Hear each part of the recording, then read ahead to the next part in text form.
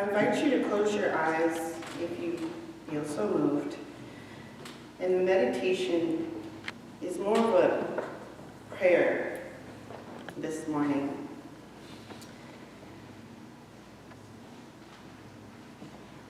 We gather this Memorial Day weekend surrounded by a cloud of witnesses.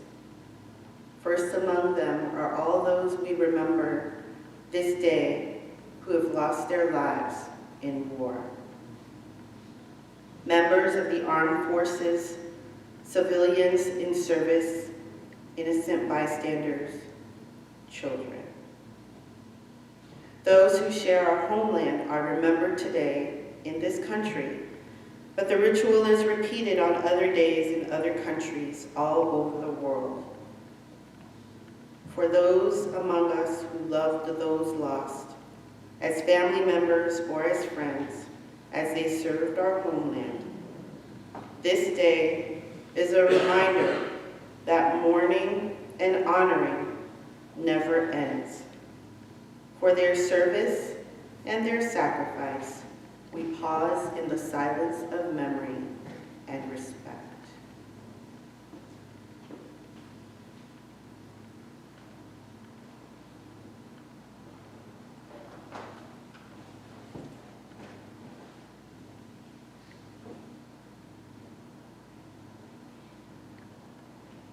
We cannot forget the other witnesses this day, all those who currently serve in the armed forces.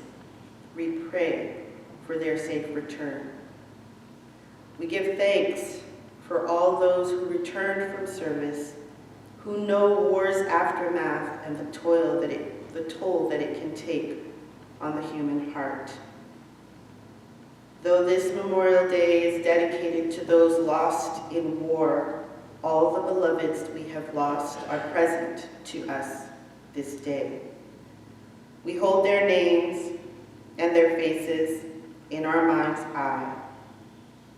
We recall the gifts they gave to us through the strength of their being, the depth of their love, the courage of their dying, and the fullness of their living. In the holy quiet of this hour, surrounded by all these witnesses who live with us in blessed memory, we return with them once again to the silence in tribute to all that they have meant to us.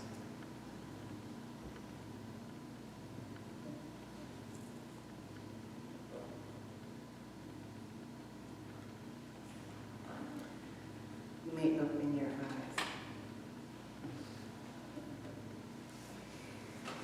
May 1st, 1865, Charleston, South Carolina. Formerly enslaved people came together to honor the Union soldiers that were buried in a mass grave in the city. It was called Decoration Day. The city was evacuated after it fell, and only those freed from enslavement stayed. On that day, 10,000 people, mostly freed slaves, staged a parade where the black school children carried bouquets of flowers and sang. Members of the famed 54th Massachusetts and other black Union regiments were in attendance. Black ministers recited Bible verses, and there were double-time marches. This was what David Blight, a Yale professor, discovered back in 1996 while researching his book on the Civil War. 1865 was 3 years before the first national observance. That was a part of our American history that was almost lost because the city's white residents found little interest in remembering a celebration that didn't fit their version of what the war was about. the Grand Army of the Republic, which was a Union veterans organization, formally designated Memorial Day as a national holiday in 1868 to be observed on May 30th. In 1971, Memorial Day became a federal holiday, the holiday we know today, without mention of those who began this American tradition back in 1865. Memorial Day honors those who've died while serving in the U.S. military throughout our 249-year history. We honor the 70,000 who died during the American Revolutionary War. We honor the 15,000 who died during the War of 1812. We honor the 13,283 who died during the Mexican-American War. We honor the 750,000 who died during the Civil War. We honor the 2,061 who died during the Spanish-American War. We honor the 116,516 who died during World War I. We honor the 416,800 who died during World War II. We honor the 36,574 who died during the Korean War. We honor the 58,000 who died during the Vietnam War. We honor the 147 who died during the Gulf War.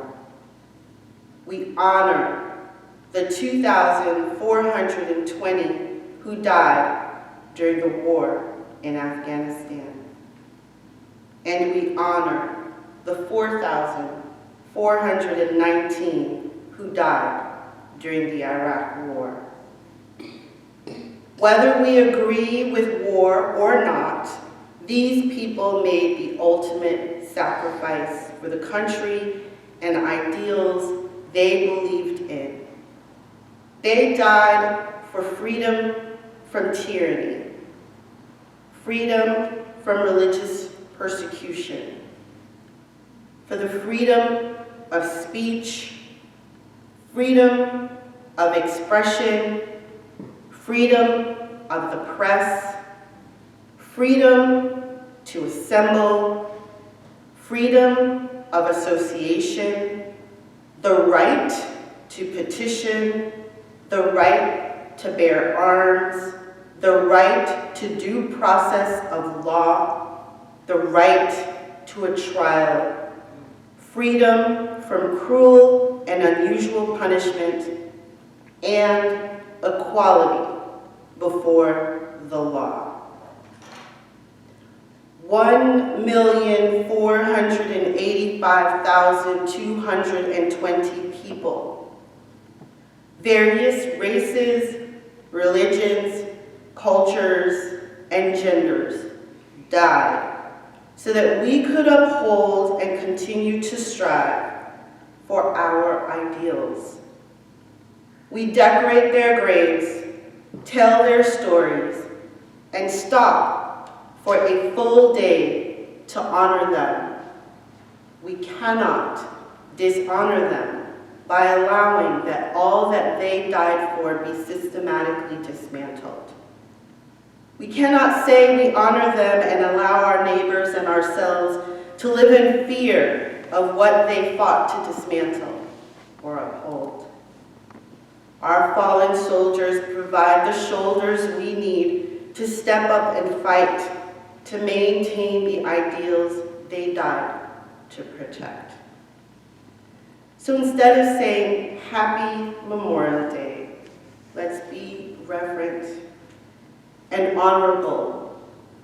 My choices May we never forget the price of freedom and the lives given to protect it.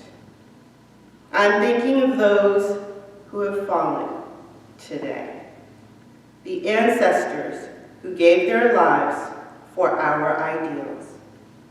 As we look into the future, may we continue to see their sacrifice as meaningful for the whole and not fodder for the few. I wish you an enjoyable weekend where you remember those who are no longer with us and whose voices cry out to us to honor their sacrifice. Our closing hymn will be number 149, Lift